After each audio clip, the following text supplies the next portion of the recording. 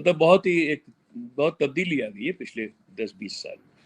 जी तो बड़ी अच्छी खबर है तो कि खूब हमारे जानवर बढ़ रहे हैं।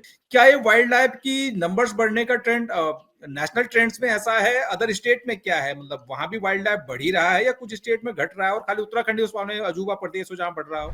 और सभी स्टेट्स में यही गति है कि एनिमल्स की संख्या बढ़ते हैं।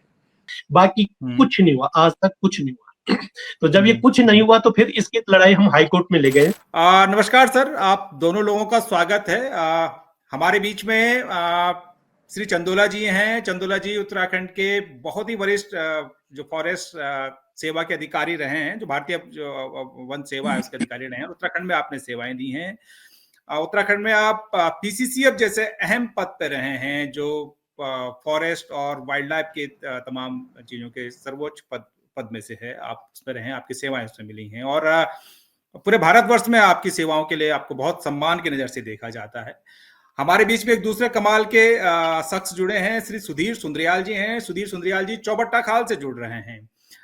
सुंद्रियाल जी एक फील गुड ट्रस्ट चलाते हैं और फील गुड ट्रस्ट जो है उत्तराखंड के जो वीरान गांव हैं, जो निराश हो चुके हैं गांव, उन गांवों को फिर से जीवंत करने के लिए, उनमें फिर से रंग भरने का प्रयास कर रहे हैं।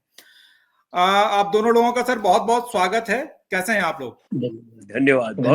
बढ़िया जी। चलिए सर, आप दोनों लोगों को आज यहाँ पर बुलाने का मेरा एक खास मकसद है। मैं पहले आप दोनों लोगं को और अपने दर्शकों को एक किताब दिखा दूं कि मेरे हाथ में इस समय एक पुस्तक है और ये है आर्थिक सर्वेक्षण 2014-24-25। यह आर्थिक सर्वेक्षण की रिपोर्ट उत्तराखंड सरकार ने जो बीते दिनों अभी बजट सेशन हुआ था उसमें विधानसभा में पेश की है। और जब मैं इस रिपोर्ट को पढ़ रहा था तो इसमें मुझे जो फॉरेस्ट वाला जो सेक्शन है उसमें कुछ चीजें नजर आई और खासकर वाइल्ड लाइफ पे नजर आई। तो मुझे लगा कि यह मुद्दा उत्तराखंड के संदर्भ में खासकर महत्वपूर्ण है, इस पे बात की जानी चाहिए। और बात करने के लिए मैं इसलिए चंद्रोला जी के पास आया और सुंदरयाल जी के पास आया। मेरा जो विषय है जिस पे मेरा ध्यान गया है कि उत्तराखंड में वाइल्ड लाइफ लगातार बढ़ रहा है। जो आंकड़े इस किताब में दिए गए हैं उसके अनुसार जो वाइल्ड लाइफ है वो लगातार बढ़ रहा है। मसलन बाघों की बात बताई गई है। इसमें जो पेज है, ये 118 नंबर पेज पे जो दिया गया है कि बाघों की संख्या बताई गई है कि 2006 में उत्तराखंड में जो बाघ थे 178 थे और 2022, हर 4 साल में ये बाघों की गणना होती है, तो 2022 आते आते ये 560 हो गए हैं। 176 से 560 हो गए हैं। गुलदार की भी बात आई है इसमें कि गुलदार 2008 में गुलदार की जो गणना की गई थी उसमें गुलदार थे उत्तराखंड में 2335, यानी कि 2335 थी। और 2022 में 2008 में थी 2335 और 2022 में 3115 3115 हो गई है। करीब करीब 33% का इजाफा हुआ है गुलदारों की संख्या में। ये मतलब काफी बड़ा नंबर है। वैसे ही सभी चीजों की मतलब मैं देख रहा था कि हाथी की संख्या काफी बड़ी है। हाथी हमारे यहाँ 2001 में 1507 थे, अभी वो जाकर 2000 हो गए हैं। बंदरों की संख्या, बंदर हमारे यहाँ बताए गए हैं कि काफी हैं। ये करीब करीब 1,46,000 बंदर हैं। और इसी तरीके से मतलब तमाम लंगूर हमारे यहाँ मतलब काफी हैं। सभी वन्य जीव बढ़ रहे हैं। अब मैं इस पे बेसिकली बात करना चाहता हूं, खासकर चंद्र सर, मैं आपके साथ आप ये सवाल को लेकर आ रहा हूं कि एक वाइल्ड लाइफ के लिहाज से, वन विभाग के लिहाज से तो ये सक्सेस स्टोरी है कि वाइल्ड लाइफ बढ़ रहा है। लेकिन उत्तराखंड के संदर्भ में ये सवाल थोड़ा चिंता का विषय भी इसलिए है क्योंकि यहाँ पर जो मानव वन्य जीव संघर्ष है ये उसी रूप में बढ़ रहा है। तो मैं इस मसले पर असल में आज बात करने के लिए आप दोनों के बीच में आया हूं। तो चंद्रा जी, मेरा पहला सवाल सर आपसे ये है कि हम नारे सुनते हैं कि बाघ बचाओ, हाथी बचाओ, गुलदार बचाओ, ये बचाओ, वो बचाओ। उत्तराखंड में तो ये बढ़ रहे हैं सभी चीजें। तो ये कैसे हो रहा है और इसके पीछे आप क्या वजह मानते हैं कि जो नंबर्स जो हमारे यहाँ लगातार बढ़ रही हैं वाइल्ड लाइफ की, उसके पीछे क्या कहानी है? तो ये सक्सेस स्टोरी वन विभाग के लिहाज से मैं इसके पहले रीजन जानना चाहता हूं ताकि हम इस पर डिटेल बात कर सकें। सर जी, खंडवाल जी आपको भी नमस्कार और सुंदरयाल जी आपको भी नमस्कार। सर, बड़ा महत्वपूर्ण विषय है जो आपने उठाया है वन्य जीवों का, क्योंकि मानव वन्यजीव संघर्ष में उत्तराखंड में बहुत ही अहम एक रोल प्ले करता है यहाँ के। जनजीवन पर जी। जहां तक इनकी संख्या का बात है, 1972 का जो वाइल्ड लाइफ एक्ट है वो काफी उत्तरदायी इस चीज के लिए है, काफी अच्छा। सख्ती आई है उससे, और ठीक है। बहुत चेतना भी लोगों में काफी बढ़ी है इस बात को लेकर के। हम्म। तो कुल मिला के वन्य जीवों के लिए बहुत अच्छा रहा है, हम्म। काफी प्रोटेक्शन बढ़ गया है। पहले शिकार वगैरह ठीक है। बहुत होते थे, ये खुलेआम बात हाँ थी, आप लोगों ने गांव में भी देखा होगा, लोग चले जाते हाँ, थे हमने मार सुना डालते है। थे, काका बिल्कुल, बुलाते पहले थे, खालें टंगी होती थी और तमाम हाँ चीजें होती थी, अब वो चीज वो नहीं है। परिस्थिति अब बिल्कुल भी नहीं है। वो तो राजे क्योंकि महाराजे भी नहीं है कि जो गुलदार को मारने के अपने मतलब शान बघाड़ते थे, और जिनके मतलब जी, अब लोकतंत्र अब आ वो गया, बात डेमोक्रेसी आ गई। मतलब बहुत तब्दीली आ गई है पिछले 10-20 साल में। जी जी तो बड़ी अच्छी खबर है तो कि खूब हमारे जानवर बढ़ रहे हैं, लेकिन आप जी, बिल्कुल ठीक है, एक बहुत बड़ा चैलेंज वहाँ पे रहने वाले लोगों के लिए ही है। बिल्कुल है, क्यों? बिल्कुल है। क्योंकि लोग कम हो गए, पलायन तो हम्म। हुआ ही है, तो कर भी देते, पलायन हुआ है। जी जगह खाली हो रही, गाँव खाली हो रहे हैं, सारे जानवरों के लिए जगह बढ़ रही है, वो अंतर जी जी जी और हमारे पास जो बेचारे रह गए और काफी संख्या है, हमारी जी। पॉपुलेशन भी अभी है, ऐसी बात नहीं है हम्म। कि सारे गांव हम्म। निर्जन, अभी हमारी हाँ। पॉपुलेशन है वहाँ पे। दुर्भाग्य है हम्म। कि वहाँ पे बड़े बूढ़े रह गए, बच्चे रह गए ज्यादा, हम्म। लेकिन उनके लिए बड़ा समस्या का कारण हो गया है। उनको समस्या का वनी कारण है ये। खेती करना बहुत मुश्किल हो गया है, बंदरों बिल्कुल। की डार है, बाघ वगैरह का डर है। ये मथाना हम्म। गांव है, कोटद्वार से मैं समझता हूँ 30 किलोमीटर नॉर्थ में है, उत्तर में। हम्म। वहाँ तो गाँव में हाथी आने लग गए जो पहले कभी नहीं आते थे। बिल्कुल आ रहे हैं हमारे इलाके अब में, हम कोई लोग आदमी अपने खेत में कैसे जाएगा बताइए, जब वो ये सोच रहा है कि यहाँ तो कल ही हाथी उतरा था। हम्म। तो बड़ा भय व्याप्त है इसमें। तो मैं समझता हम्म। हूँ अब हम लोगों को ऐसी व्यवस्था जरूर करनी पड़ेगी कि हम्म। जानवर अलग रहें और मनुष्य अलग रहें। सरकार को बिल्कुल इसमें इन्वेस्ट सीरियसली, लोगों की बिल्कुल। पीड़ा करनी पड़ेगी, क्योंकि देखिए फाइनली सरकार लोग ही बनाते हैं। जी बिल्कुल। लोगों का कमिटमेंट अगर वाइल्ड लाइफ प्रिजर्वेशन पे होगा तो वाइल्ड लाइफ प्रिजर्व हम्म। होगी, और नहीं तो हम्म। कितनी भी संख्या बढ़ जाए और अगर लोग हमारे साथ नहीं जो वहां रह रहे हैं, बिल्कुल बहुत तो मुश्किल होंगी। मान्यवर ये जीपों में बैठ के और बंदूकें लेके और ये सब करके मैं नहीं हम्म। समझता कि सुरक्षा हो पाएगी। जन साधारण बिल्कुल को हमको एनेबल करना पड़ेगा, उनको सक्षम बनाना करना पड़ेगा, पड़ेगा। ठीक उन है। पे विश्वास सर करना एक पड़ेगा। जी बोलिए। जी। सर उसमें इस बात पे हम आ रहे हैं दोबारा कि मतलब पब्लिक को हम कैसे इसमें एंगेज करेंगे, और कैसे मतलब दोनों चीजें रहे, ह्यूमन लाइफ भी रहे और वाइल्ड लाइफ भी रहे, मतलब कोई भी चीज एक दूसरे की कीमत में तो कुछ भी नहीं हो सकता ना। मैं थोड़ा सा एक जानना चाह रहा हूँ कि उत्तराखंड में तो हम देख रहे हैं कि नंबर्स बढ़ रहे हैं, क्या ये वाइल्ड लाइफ की नंबर्स बढ़ने का ट्रेंड नेशनल ट्रेंड्स में ऐसा है? अदर स्टेट में क्या है, मतलब वहां भी वाइल्ड लाइफ बढ़ ही रहा है या कुछ स्टेट में घट रहा है और खाली उत्तराखंड ही उसमें अजूबा प्रदेश हो जहां बढ़ रहा हो? देखिए मैं आपको एक बहुत ही एक इसकी एक मतलब एक कोर इशू बताता हूँ। जी। हर चीज डिपेंड करती है स्पेस पे, स्पेस हम्म। अवेलेबल कितनी, हाँ जी। और सदियों से, मैं एक 1972 उसके बाद का या उससे 20 साल 40 साल पहले का नहीं कह रहा, ये जी। सदा से जब से जीवन पृथ्वी पर आया है, हाँ जी। स्पेस से हर चीज कंट्रोल होती है, और ठीक है। कभी भी इतना ज्यादा इजाफा किसी भी हम्म। पॉपुलेशन में नहीं होता, अगर होता है तो सेल्फ डिस्ट्रक्टिव होता है हम्म। पॉपुलेशन में बहुत। हाँ ये जरूर है कि हमारे उसके जो आकलन के तरीके हैं उनमें बहुत सुधार आया है, ठीक वो है। बहुत वैज्ञानिक हो गए और हम्म। इंटेंस, जो हम लोग गिनती जिसको कहते हैं, हालांकि मैं तो एक गिनती से बहुत एग्री नहीं करता, लेकिन हम्म। चलिए उसको गिनती कर लेते हैं, एक आकलन समझिए।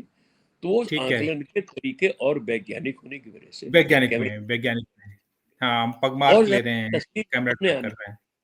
एक ये भी हम्म। कारण है जिसकी वजह से बढ़ी हुई संख्या हम लोगों के सामने हम्म। आ रही है। दूसरा कारण हम्म। वो है कि गांव जो है वहां पे अब खाली खाली हो रहे हैं, क्षेत्र है, उनके तो स्पेस ज्यादा मिल रहा आ है। रहे हैं, हाँ। इसकी वजह से हम्म। बढ़ रही है। और सभी चलिए। स्टेट्स में यही गति है कि एनिमल्स अच्छा। की संख्या बढ़त पे है, और वो संख्या अच्छा बढ़त पे ये। है या हमको जी। विदित हो रहा है, ये देखिए अच्छा। पहले। ओके। मतलब या तो हमको अभी चल रहा है क्योंकि अब ज्यादा बेहतर तरीके से हम उसकी मॉनिटरिंग कर रहे हैं, तो या तो हमको अभी पता चल रहा है, अदरवाइज मतलब वो एक पॉजिटिव साइन पे ही है, मतलब ऐसा तो नहीं है कि हाँ, मतलब डिक्लाइन पे नहीं है। अच्छा और ये लैब चलिए ठीक। साइंस नहीं है ना, लैब में तो ये होता हाँ है अपने इतना अंश ये जोड़ा, इतना ये जोड़ा मिला कि ये तो ठीक तीसरा बात है, ऑक्सीजन, ठीक बात है, ठीक ये तो बात है। एक ओपन फील्ड की साइंस है, और हाँ बहुत हाँ ज्यादा परफेक्शन पे अभी नहीं है, और मैं समझता हूँ काफी समय भी लगेगा। होना भी, हाँ अभी थोड़ा सा मुश्किल है। चलिए मैं आपके पास से लौटता हूं, लेकिन अब मैं सुंदरयाल जी के पास आता हूं कि ये तो हमने एक तरह से पॉजिटिव चीजें ली कि भाई जंगली जानवर बढ़ रहा है, हम सुनते आए हैं कि गुलदार बचाओ, बाघ बचाओ, हाथी बचाओ, टीवी पे तमाम प्रोग्राम आते हैं, ऐड आते हैं, है ना। लेकिन सुंदरयाल जी, आपके इलाके में मेरी आपसे एक दो बार पहले भी बात हुई थी कि आप उस इलाके में हैं कि जहां जंगली जानवरों का सर्वाधिक जो इफेक्टेड एरियाज हैं।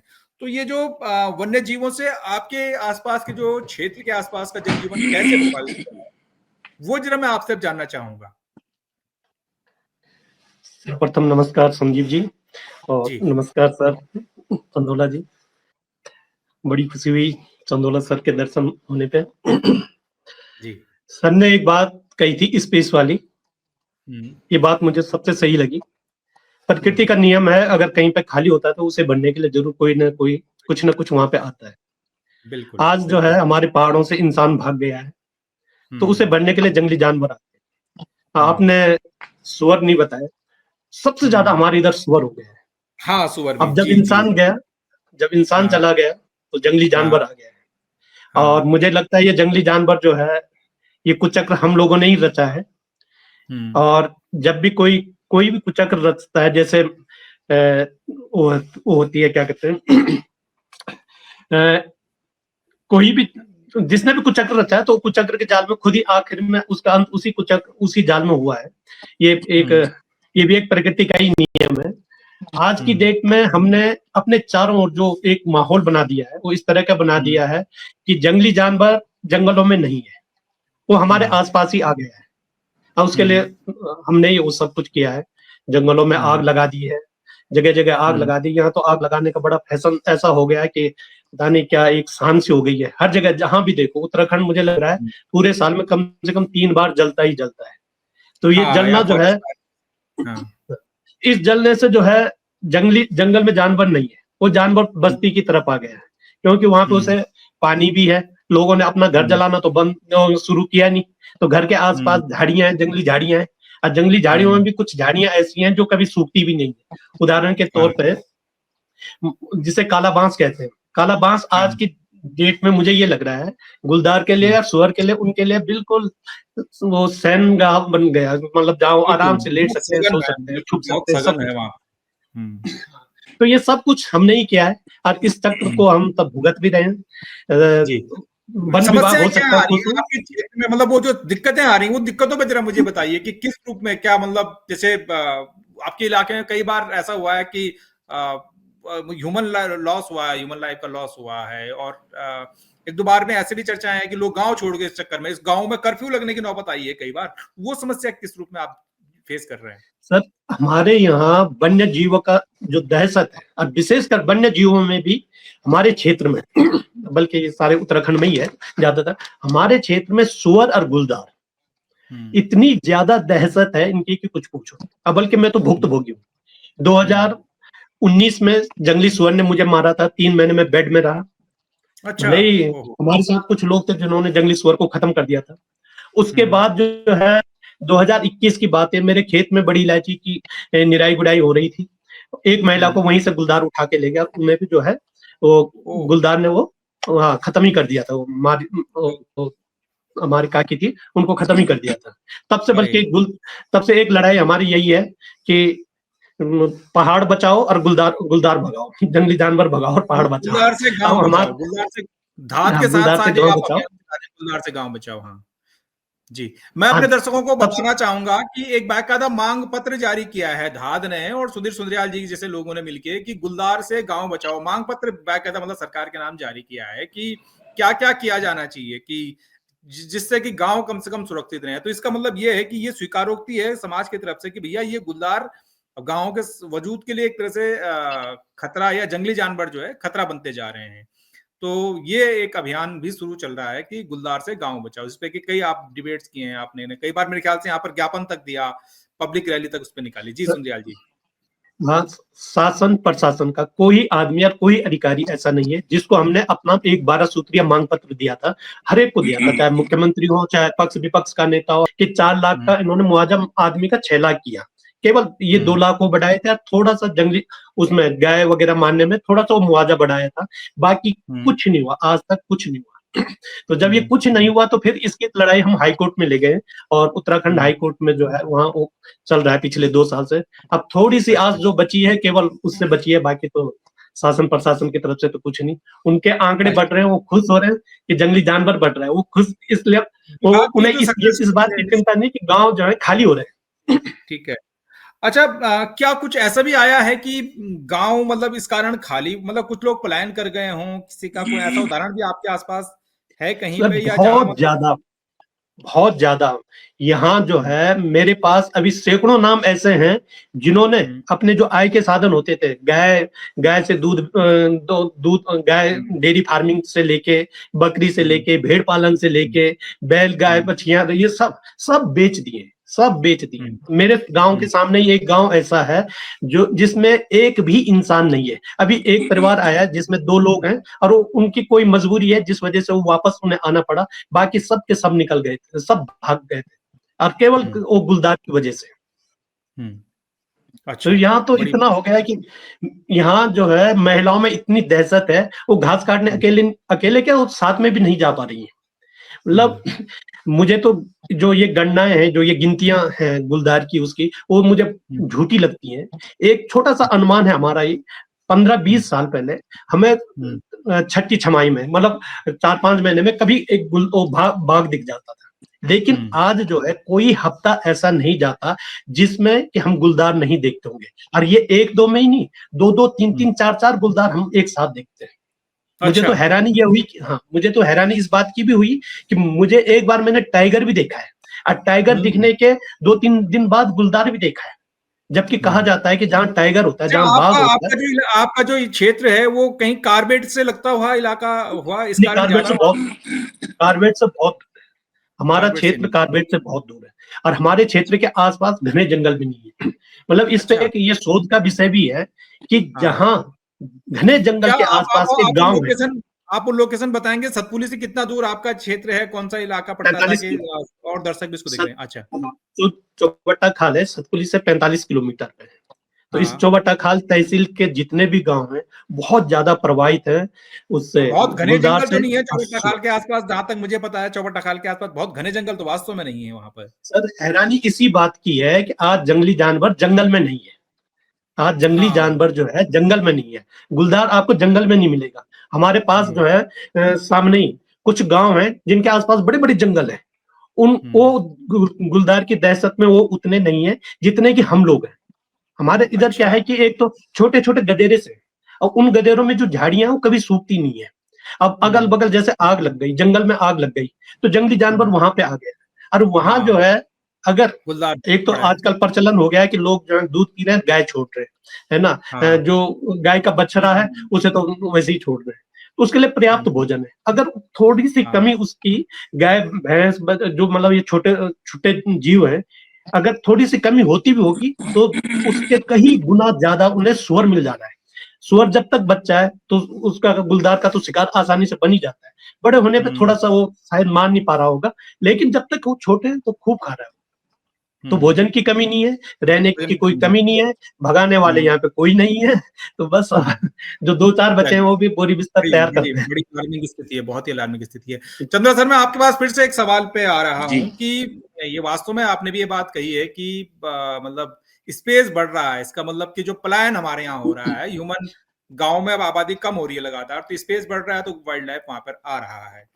तो अब ये तो समस्या है, मतलब वाइल्ड लाइफ बढ़ भी गया है, वाइल्ड लाइफ नजदीक भी आ गया है, तो अब कैसे, मतलब क्या एफर्ट्स हो सकते हैं कि एक दूसरे की कीमत पर कोई ना हो, वाइल्ड लाइफ की कीमत पर भी, मतलब इंसानी गतिविधियां ना हो, और इंसान वाइल्ड लाइफ की कीमत पे इंसानों के जीवन पे कोई के खतरा ना पड़े, तो वो हम क्या कर सकते हैं, वो कैसे मतलब को एग्जिस्टेंस इनका हो, एज एक्सपर्ट आपका करने को क्या? तो बहुत मैन्यूवर करने को तो बहुत सारे उपाय हैं इसमें।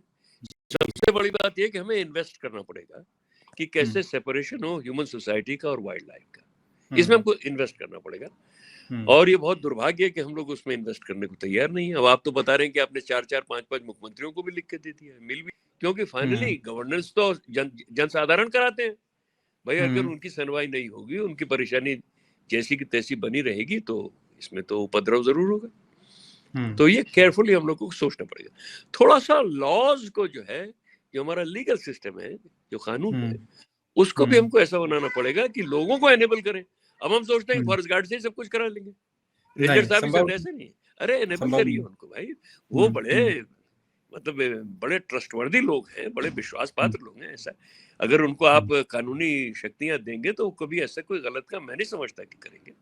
आपने भी अपने पूर्वज भी देखे हैं, मौजूदा भी देखे हैं, हमने भी देखे हैं, बड़े जिम्मेदार लोग हैं वो लोग, और कोई ऐसे जो है कोई गलत कदम आमतौर पे नहीं उठाएंगे। पहले हो जाता था, लेकिन जब से 1972 का एक्ट आया तब से ये चीजें बंद हो गई। एक हमारे मथाना गांव जिसका मैंने नाम लिया था, उसमें हमारे एक पुराने फॉरेस्टर रिटायर्ड रहते हैं, मेरे मित्र हैं वो, जयप्रकाश देवलियाल जी। वो बड़ी अच्छी बात कहते हैं, एक सारी बात का एक सार है उनका। कहते हैं साहब, हमको भी वन संरक्षण कानून में हमको भी संरक्षण दे दिया जाए।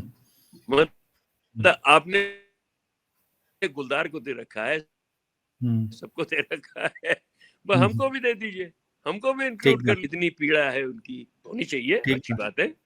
हमारा दायित्व तो बनता है कि सभी लोग, सब जानवर भी बचे, वृक्ष भी बचे, सब, लेकिन इंसान भी। ठीक बात। लेकिन भाई जो इकोसिस्टम के टॉप पे बैठा है, वो तो इंसान बैठा है इकोसिस्टम के, तो थोड़ा उसका भी रोल उसमें होना। तो मैं बड़ी अच्छी बात उसने कही कि हमको भी आप वन संरक्षण कानून के अंतर्गत ले लीजिए। हाँ, ठीक जैसे बात है, बाघ ठीक हमको बात है, मारता है, तो हम उसको नहीं मार सकते। ठीक बात है। मतलब उसने 100 बात की, एक गांव के आदमी ने कही है 100 बात की एक बात कि भाई हमको भी उसमें ले लिया रहा है। बाघ जब हमको मारता है तो हम बाघ को नहीं मार सकते। ठीक बात नहीं, तो ये तो एक तरफा कानून हो गया। तो मेरा कहने का मतलब लोगों को एनेबल करने का काम सबसे पहला होना चाहिए।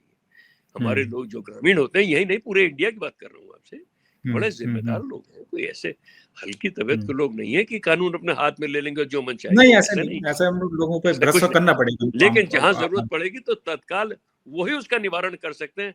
अगर वो सिस्टम पर लड़ाई करेंगे, साहब हम फोन करेंगे, फिर कोई कहीं से चलेगा, फिर कोई आवेगा, तो वो परिस्थिति से आप अच्छी भली भांति वाकिफ हैं।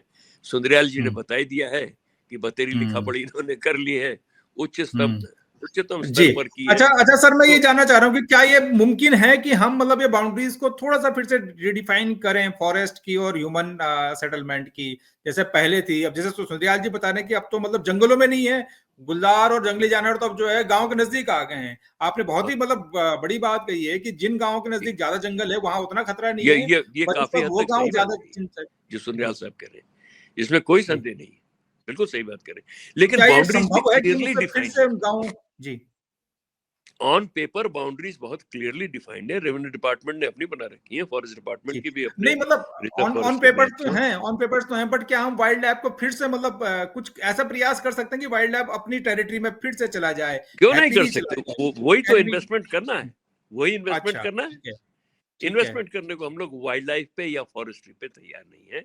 आप नेशनल बजट उठा के देख लीजिए, स्टेट का बजट उठा के देख लीजिए, और जो गतिविधियां हैं उनके कंपैरिजन में फॉरेस्ट्री के लिए, वाइल्ड लाइफ के लिए अगर आप परसेंटेज देखेंगे तो बहुत कम परसेंटेज है बजट वगैरह का। इन्वेस्टमेंट नहीं है इसमें, बिल्कुल भी नहीं, नेशनल लेवल पे भी नहीं है। आप निकाल के देखिए, 1-1.5% से ज्यादा नहीं होगा। कहने का मतलब ये, अगर लोगों की समस्या का निवारण करना है तो इन्वेस्ट तो करना पड़ेगा इसमें, बिल्कुल करना पड़ेगा, इन्वेस्ट करना पड़ेगा, बिल्कुल करना पड़ेगा। इन्वेस्ट कर किस चीज पे करेंगे और कैसे करेंगे, सबसे बढ़िया तरीके हमारे गांव वाले बताएंगे। मैं कह तो रहा हूँ, वो तो बड़े काबिल लोग हैं, जमीन के पास रहते हैं, वो सब समझते हैं कि एलिमेंट कैसे बिहेव करता है। They are the best people to advise us. अब हम चले जाते हैं बड़े बड़े मतलब बहुत ही विज्ञ और बहुत ही जिसको कहते हैं साक्षर, इसके हम रास्ते निकालने का प्रयास करते हैं। उनमें इसका रास्ता नहीं है, इनका रास्ता तो ग्रामीण से ही निकलेगा, वही जानता है, वो फेस कर रहा है। एक्सपीरियंस बेस्ड आपको जान के अचरज होगा कंट्रोल जी, पूरे हिंदुस्तान में सर्वाधिक मैन लेपर्ड कॉन्फ्लिक्ट उत्तराखंड में है। अच्छा जी, अगर आप डेथ्स को गिनती करिए और मिलाइए लोगों से, लेपर्ड से जो अच्छा, मैंने एक फिगर और देख रहा था, मैं मतलब थोड़ा सा आपको रोक रहा हूँ। मतलब जो एक आरटीआई आई थी कि उत्तराखंड बनने के बाद जो है कितना यहाँ पर जो है मैन एनिमल कॉन्फ्लिक्ट में ह्यूमन लॉस हुआ है। मेरे पास वो आरटीआई है, मैं उस आरटीआई को थोड़ा सा अगर देख लूं तो इन 24 सालों में मतलब करीब करीब 1187 यानी कि 1200 करीब, मतलब ये बड़ा नंबर है सर। मतलब हर साल हम बहुत बड़ा नंबर है, 50 ह्यूमन लोगों लाइफ की की बात है जी। ह्यूमन लाइफ पे कर रहे हैं, 50 लाइफ, मतलब इतना तो आतंकवाद प्रभावित क्षेत्र में भी 50 लोगों की मैं लाइफ, आपको मतलब बता रहा हूँ, हिंदुस्तान में उत्तराखंड का एरिया 1.63% है, हम्म, और अगर आप मैन लेपर्ड कॉन्फ्लिक्ट उठा ले तो आपका कम से कम उसका बहुत हाई परसेंटेज है, और ओहो, हाईएस्ट है पूरी कंट्री में। तो भाई किसी को हम्म। कुछ करना पड़ेगा ना, कुछ सुनना पड़ेगा, वो भी तो मतलब लोग मुझे हैं लगता है आप कि और हमारे साल जैसे। में 50 एक लोग तो शायद जो नक्सल प्रभावित क्षेत्र हैं, जो आतंकवाद प्रभावित क्षेत्र हैं, शायद वहां भी इतनी ह्यूमन लॉसेस नहीं होते होंगे कि, या जो जी जहां लॉलेसनेस की स्थिति है कुछ इलाकों में, जहां वहां भी नहीं होती होगी। जी हमारे यहाँ तो मतलब जी ये तो बड़ा नंबर है, वी हैव टू जबकि वो स्टेट्स बहुत बड़ी हैं, हमारी तो बहुत छोटी सी स्टेट है। हम बहुत छोटी तो आप स्टेट है, हम सोच सकते नंबर्स हैं में कि बहुत मैन छोटे हैं, हम एनिमल एरियाज में कॉन्फ्लिक्ट बहुत कितना छोटे हैं। कॉन्सेंट्रेटेड है यहाँ, हम्म, बहुत ज्यादा कॉन्सेंट्रेशन है यहाँ पे। तो हम्म, इसमें सुनना चाहिए, लोगों की पीड़ा समझनी बिल्कुल, चाहिए, बात करनी पड़ेगी। और मैं समझता हूँ कि हमको अलग अलग करना पड़ेगा, दोनों का उसके लिए इन्वेस्ट करना पड़ेगा। कानून में हम्म, आपको सम्मिलित करना पड़ेगा, लोगों उनके हाथ में देना पड़ेगा कानून। केवल ये हम्म, पार्टिसिपेटरी मैनेजमेंट वगैरह जो हम लोग अंग्रेजी की बातें सुनते हैं, केवल इससे नहीं हम्म, होना है, उनके हाथ में कानून देना पड़ेगा, उन पर विश्वास करना पड़ेगा कि भाई वो हम्म, ठीक से जो है उसको हैंडल करेंगे। और जैसा हम्म। कि हमारे देवलियाल जी ने कहा है कि भाई वन संरक्षण अधिनियम में हमको भी हमको भी शामिल कर शामिल लो कर लो, जब वाइल्ड लाइफ सबका कंजर्वेशन सुरक्षा एक्ट। हो रही है हमारी भी हो जाए। ठीक है, तो चलिए ये मैं बात फिर से आता हूँ सर। सुंदरयाल साहब, जो मतलब आपकी जो मांगे हैं गुलदार से गांव बचाओ, या उसमें क्या क्या मांगे आपकी शामिल हैं? आप क्या समझते हैं कि क्या क्या स्टेप ले लें हम, ताकि ये गांव भी सुरक्षित रहें? और वाइल्ड लाइफ से तो आपकी जाहिर तौर पर लोगों की कोई दुश्मनी नहीं है, बट लोग अपनी नहीं कोई सुरक्षा चाहते हैं। जी सर, सुंदरयाल साहब। पहले मैं एक छोटी सी बात ये कह दूं कि मुझे लगता है कि वन विभाग लोग जितना बड़े खर्चा सेंसिबल करता है, हैं, सदियों से आपके और हमारे पुरखे वहां वाइल्ड लाइफ के साथ रह ही रहे हैं। रहें रहें, हाँ? बिल्कुल, अ, प्लीज। मुझे ये लगता है कि वन विभाग जितना थोड़ा बहुत खर्चा कर भी रहा है तो सही दिशा में नहीं हो रहा है। उदाहरण के तौर पे पिछले मुझे 9-10 साल होने को हैं यहाँ पहाड़ में, जब से दिल्ली छोड़ा है, मैंने देखा है कि आसपास वन विभाग के अगर हम टोटल जितने पेड़ लगते हैं तो कई लाखों में होंगे। वो लाखों पेड़ों का गड्ढे खोदने का जो है कई करोड़ों रुपए बना होगा, कई करोड़ों रुपए बना होगा। वो पेड़ लगता है और 6 महीने बाद वहां आग लगती है। जो जंगल, एक आदर्श जंगल के अगर हम कल्पना करें, जो जंगल हमारे लिए शुद्ध हवा देता, आग लग के वो प्रदूषण दे रहा है। जो जंगल हमारे लिए जल धारा देता, वो जंगल सबसे ज्यादा सूखा हुआ है। जंगली जानवर पानी पीने हमारे उसमें आ रहा है, गांव ग्रामीण इलाके में, नौले नौले धारों पे आ रहे हैं। हाँ उसमें पानी पीने आ रहा है। जो जंगल जो है फल फूलों से इतना लदा होता है कि जंगली जानवर को वही भोजन देता, वो आज बिल्कुल खाली हो चुका है। तो आज की डेट में मुझे लगता है कि वन विभाग का सबसे बड़ा काम ये हो जाए कि एक संकल्प ले ले कि उसे जंगल में आग लगने ही नहीं देनी है।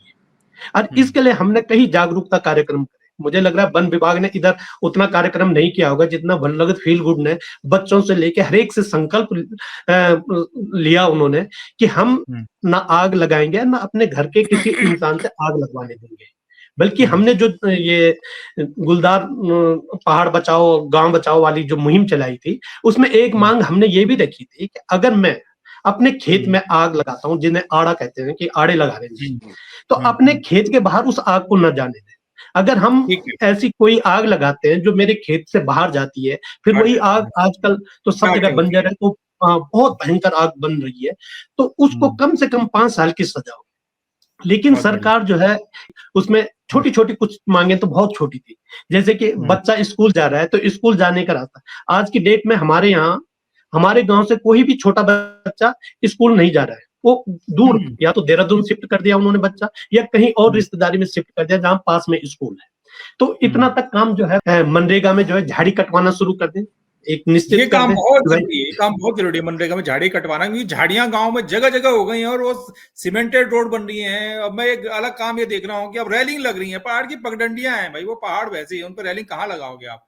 रेलिंग लग रही है, राधा तो झाड़ियां कटने सरकार की की जगह मंशा पे एक केस चल रहा है जिसमें ऋतु धवन उनियाल है कोई, है ना, उन्होंने मुझसे ऐसे कुछ सुझाव मांगे थे कि आपका आग का समाधान क्या है। मैंने कहा पहाड़ का जो हमारा भौगोलिक ढांचा है वो ऐसा है कि हर जगह जो है ज्यादातर पटवारी की चौकी, तहसील वगैरह ऊंचाई वाली जगह पे है, वो 2 ड्रोन, एक ही ड्रोन ऐसा घुमा दे और कह दें कि भाई ये जो है उस आदमी को देख रहा है जहां धुआं उठ रहा है, वहां पे ड्रोन को भेज दें और एक हाँ, आदमी को एक तहसील में बुला दें। मैं कह रहा हूँ सारे पहाड़ में ऐसी हो जाएगी, कोई आग लगाने की हिम्मत नहीं करेगा, है ना। ये कोई बड़ा खर्चा नहीं है, लेकिन ये बदलाव होनी चाहिए। हाँ, ड्रोन हाँ, ये बदलाव सरकार को करने है ना। तहसील में हम देखते हैं कि तहसील वाले, जैसे चौबट्टा खाल तहसील है, यहाँ चारों तरफ 360 पे उन्हें सब कुछ दिखाई दे रहा है। जहां पे धुआं उठ रहा है वहां पे तुरंत जाए ना, रोके। कितनी जगह हम ये काम कर चुके हैं, लेकिन एक व्यक्तिगत तौर पे हम हर एक से लड़ नहीं सकते, और कितनी लड़ाई करें। ये इसमें शासन प्रशासन को चाहिए, लेकिन जब तभी होगा जब उनकी दृढ़ इच्छा होगी, जब उनका एक जज्बा होगा कि हमें अपने पहाड़ को बचाना है, समृद्ध करना है। ये भाव तो बिल्कुल ही गायब हो चुका है, तो फिर ऐसे में क्या होगा, तब यहाँ आग ही लगेगी यार, लोग ऐसे ही भागेंगे, मुझे लगता है। बहुत दुखद है। चंदोला सर, मैं आपके पास एक सवाल, अब लगभग काफी बातचीत हो गई हमारी, मैं एक सवाल ये लेके आया, क्या अब हम उस नंबर्स पे हैं जितने मैं देख रहा हूँ कि 176 से और 500 हो गए हैं बाघ, काफी संख्या, मतलब तो कई गुना बढ़ गया सर।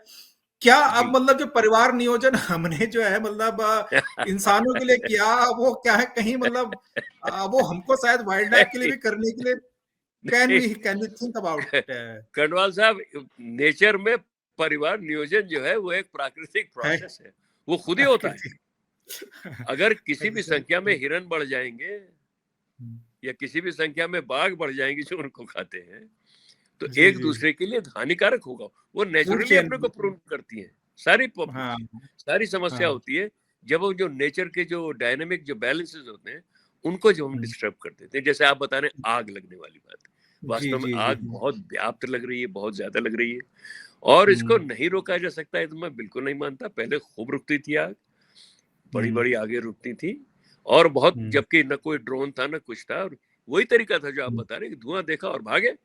उसकी तैयारी रहती थी, एक तत्परता रहती थी, एक अपने काम से एक मोहब्बत रहती थी, गांव वाले को भी अपने गांव से मोहब्बत हमने बुझाई है सर अपने गांव में। बचपनों में हम लोग जो है वो झाड़ियां काट के अपने हाथ में जो है तूंगे की हम लोग रोज काटते थे, और हम जाते थे वॉलंटरली, मतलब और इसलिए नहीं कि हमको कोई सरकार का काम करना है, इसलिए कि हमें अपना काम करना है। We have to save our, मतलब ये हर स्तर पे हुआ है। सरकार के स्तर पे भी जो है गिरावट आई है, ग्रामीण के स्तर पे भी गिरावट आई है, क्षमता पे भी गिरावट आई है, सरकारी कर्मचारी के भी और ग्रामीण के भी। वो स्वास्थ्य और वो शरीर आज ग्रामीण का नहीं रह गया जो कि पहले था।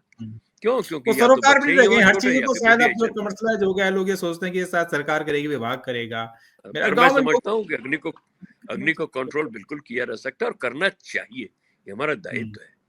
और सबसे बड़ी बात है, हमको उसमें इन्वेस्ट करना पड़ेगा जी। इन्वेस्ट हम लोग नहीं करते हैं। देखिए सच्ची बात है, इन्वेस्टमेंट में हम लोग बहुत पीछे। मैंने आपको बता ही दिया, नेशनल लेवल पे उठा के देख लिए बजट को, किसी भी स्तर पे देखिए, फॉरेस्ट्री के रिस्क, फॉरेस्ट्री एक बड़ी एक लो प्रायोरिटी की एक एरिया है। तो जब लो प्रायोरिटी होती है, नेग्लेक्ट ऊपर से ही होता है, तो विभाग के लोग भी बेचारे हतोत्साहित होते हैं। छोड़ो भाई, जो हमसे जब यही एक्सपेक्टेड है, हम इतना कर ही नहीं सकते, तो ठीक ही है, फिर अपना गुजारा हो ही रहा है जैसे भी है।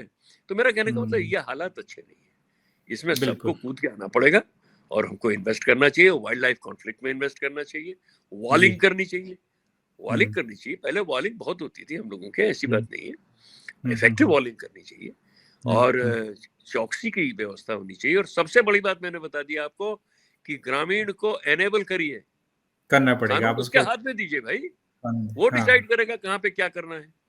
ये दूर की अदालत नहीं करेगी, नहीं कर पाएंगे, क्योंकि वो जानते नहीं कि इसका खर्च क्या है, इसकी परेशानी क्या है, वो तो समझ ही नहीं सकते। वो तो वही कर सकता है जो वहां रहता है, और ये मान के चलना पड़ेगा कि बड़े जिम्मेदार लोग हैं, और ऐसे कोई ऐसा गैर जिम्मेदारी का कोई भी काम नहीं करेगा, ऐसा नहीं करेंगे। ये आमूलचूल परिवर्तन अगर हम कानूनी व्यवस्था में लाएंगे तो जरूर फर्क पड़ेगा।